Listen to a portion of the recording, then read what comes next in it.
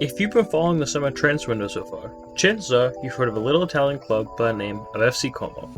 Founded in 1907 on the banks of Lake Como, the newly promoted Serie A side are bringing some big names. Pepe Reina, Alberto Moreno, Andrea Bellotti, and Rafael Varane all joined the club this summer and are part of an exciting squad ahead of the new Serie A season. If Como haven't been on your radar, then this all may have seemed to come out of nowhere. So I guess the question is, how did Como go from being a consistent second division side to attracting high-profile elite footballers in the top division of Italian football? Before we get into today's chapter in the club's history, how about some background first? Como were founded on the 25th of May, 1907 as Como Football Club. It had the origins of any great football club. Founded in a bar by a bunch of fellas, Como played in friendlies against other Italian teams and teams in Switzerland until 1912, when they joined the highest tier of Italian football at the time.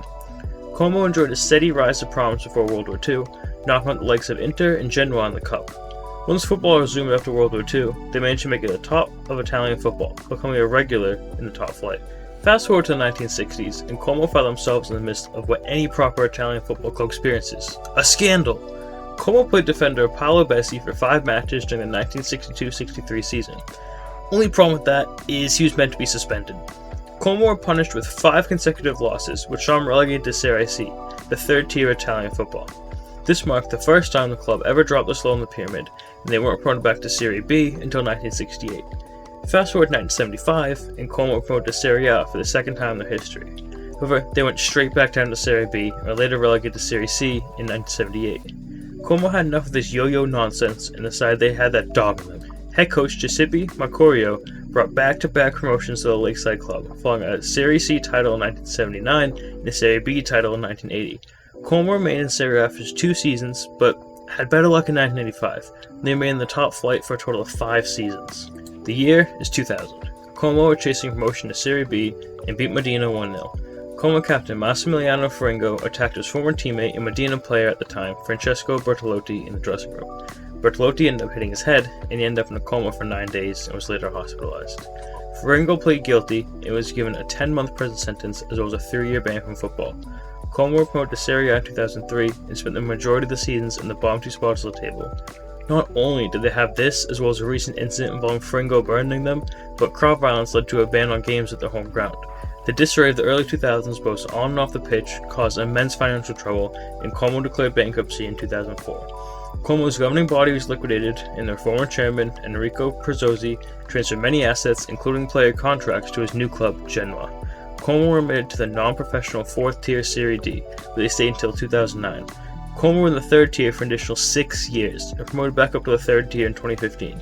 Right when Como fans finally started to believe the nightmare was behind them, things somehow got even worse. Como were relegated from the 3rd tier immediately, and once again faced even more financial trouble. In 2017, just 13 years after initial bankruptcy, FC Como were declared out of business and put up for auction. This auction caught the attention of Akosua Pony Essien, the wife of former Real Madrid, Chelsea, and AC Milan midfielder Michael Essien. She acquired the assets of the club after the 4th auction, becoming the first foreign businesswoman in Italian football. Essien was able to admit the club to the 2017-18 edition of Serie D, after entering the club under a new company. 2 years later, the club was bought out by Indonesian billionaires Robert Budi Hartono and Michael Bamberg Hartono. Under this group, Como were able to be promoted to Serie C and make their return to professional football that they had been after. At this point, Como seemed to have finally gained that sense of financial stability they had been after for the entirety of the 21st century. This stability allowed the next chapter of the club to unfold, and one we're more used to today. Akosua Puni Essien may not have been in charge of the club anymore, but her initial interest in the club started to create a legacy that is instrumental to the club's successes today. Once the football started to come back to FC Como, the big names started to trickle in. In 2021, former Chelsea player Dennis Wise was named CEO of the club. He had a role in the backroom staff, being an advisor for the club since 2019. Giacomo Gattuso was named manager of the club in the same year, and 1 year later, one of the most significant events in the modern history of FC Como occurred. Former Arsenal, Barcelona, and Chelsea midfielder Cesc Fabregas joined the club as both a player and a minority stakeholder. Not only was this significant for the structure of the club, but it was critical for the exposure as well. More eyes were on Como now that Fabregas was playing for them, and Thierry Henry ended up becoming a stakeholder as well. The ceiling of what was possible for Como to achieve seemed higher than ever, except there was something that was certainly holding them back. Como was still in Serie B, the second division of Italian football. Not too shabby, given the fact that they weren't even in the professional division just 6 years earlier, but if they want to attract more names with the magnitude of Fabregas, they were going to need to guarantee top-flight football. And that's exactly what they did. The 2023-24 season saw Como finish second in Serie B, with a points tally of 73. This was their first time back in the top flight of Italian football in 21 years, and it allowed the rest of the division to revitalize Como to take place. Just look at the summer transfer window for proof. Rafael Varane joins from Man United on free transfer. Pepe Reina and Alberto Moreno both coming from Villarreal on free transfers. Now, I know what you're probably thinking. Although they may be good for boosting the profile of the club, you can't just rely on players that have passed it to perform in the top flight.